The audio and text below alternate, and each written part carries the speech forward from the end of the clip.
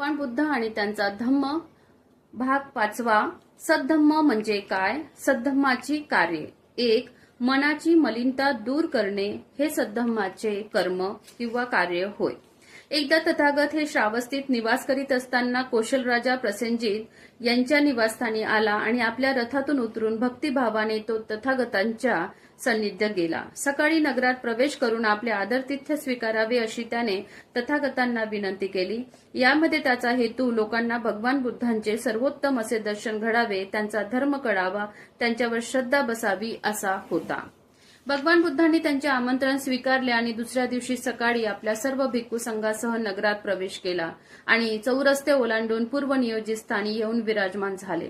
भोजन संपल्यानंतर राजाच्या विनंतीनुसार चौरस्त्यावर एका मोठ्या श्रोतृ समूहासमोर त्यांनी धर्मोपदेशाला प्रारंभ केला. यावेळी त्या श्रोतृवनात